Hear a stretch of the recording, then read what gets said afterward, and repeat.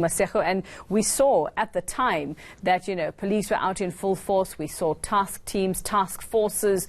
We saw, vehicles and cops, authorities everywhere. But that's not the case just months later, and it's not even a year later. It's months later where there is, it seems, nobody to protect these residents, and especially the little children who often get caught in the gang warfare.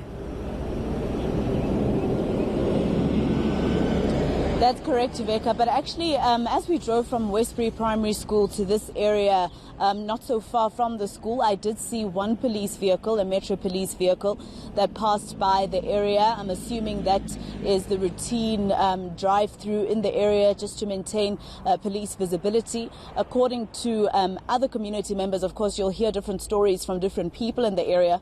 According to other community members, the police have been trying. It hasn't been as intense as it was after October.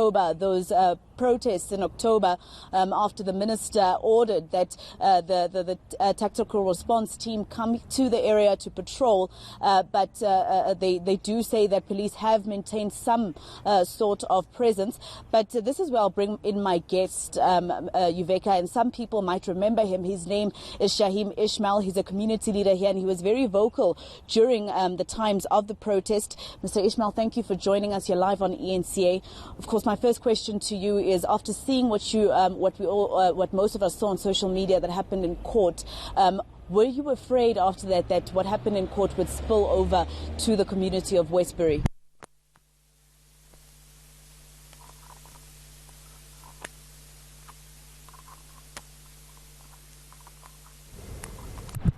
Sorry, Yuveka, something happened there with the mic, but you were saying that you were afraid that it would spill over to the area of Westbury. Good morning to your viewers and good morning to you guys.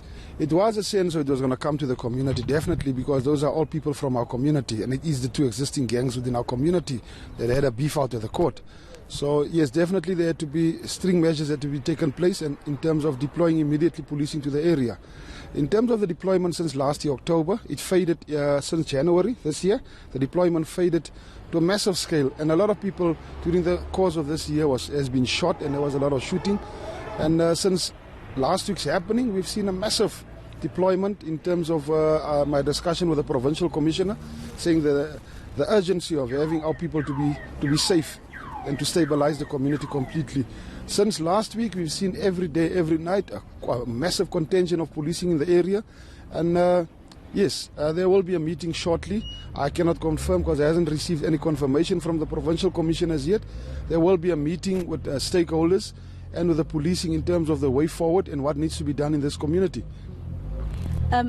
Mr. Ishmael, with regards to the police minister having deployed the TRT to the area, as you had asked last year in October, between then and now, how has the crime been in Westbury? What have you observed as the community leader? Various of your different crimes have dropped down, but your shooting has still remained, though the shooting has gone to a lower scale. Not the scale that we used to see before, prior to the minister's visit. So it has made a massive difference in terms of the type of violence that we are dealing with, the gangsterism and the shooting violence. So yes, it hasn't scaled up. It hasn't kept its scale in terms of the prior the visit and then after the visit. So after the visit, definitely was a massive decline in terms of the shooting, though people were still being shot. You mustn't take that away. People were still being shot since January up till 2 weeks ago. We still had some shooting incidents within the community on a very low scale, not on the scale that we had prior than the minister's intervention. Now, last year, one of the complaints from community members and community leaders such as yourselves was that police aren't listening to the cries of the community and the pleas from mothers and fathers who are trying to protect their children, especially after the death of Ms. Peterson. So, since then, there were those allegations about police not listening because they're in the pockets of some of the alleged gangsters and the alleged drug dealers. Does the community still feel this way? Is this still the sentiment? Well, the sentiment will stay the same until we see massive change within the police station, so Firetown Police Station. We have asked that the station commander, it should start with the station commander, should be replaced immediately. And that still hasn't happened yet. But we will find out in a meeting why is this thing taking so long and we are still faced with the same violence over and over. It starts with your management.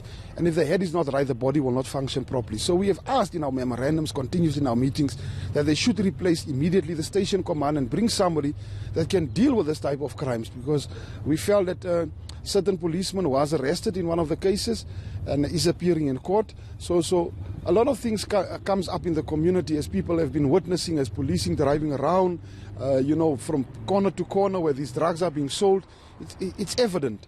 It's not something we can hide, because the police, many of them didn't even hide. They're going around and doing the various things here. So what happens is, prior to the minister again, and with the coming of the minister, we have raised the concern that certain units needs to be established to deal with this violence.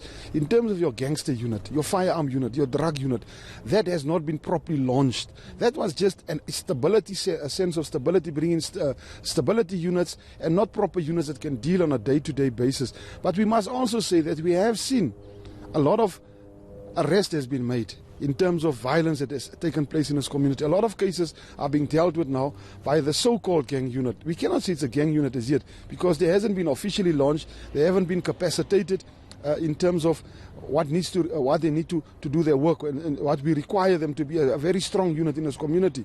And it should happen in all other communities where we have a firm gang unit that can deal with this, because local police can never. It has been proven over and over. The local police station cannot deal with the day-to-day runnings and this type of violence. They are not capacitated to deal with it in terms of their vehicles, their structures, their manpower. And also it needs to bring a lot of knowledge. People that knows about this, there's got quite a lot of knowledge behind this gangster unit within the police that needs to run those units. So we have seen a lot of arrests, we have seen a lot of people going to court. So there has been work done, but not to what has been expected from the community, that by now these units would have been in place. We would have now moved forward in terms of getting community to work, start getting our community patrolling system, let the community take charge. That has still not happened as yet. Thank you so much, Mr. Ishmael. Well, Uveka, there's a lot that the community of Westbury can tell us. I can tell you with one of the cases that he mentioned where the 2 police officers were arrested last year, it's actually one of the cases that are going on in the Johannesburg Magistrates Court against one of the 2 alleged gang leaders that were appearing in that court last week. That case that actually resulted in that eruption of a fight between the 2 gangs at the court. All right, thanks very much, Maseko Rahlaga in Westbury for us.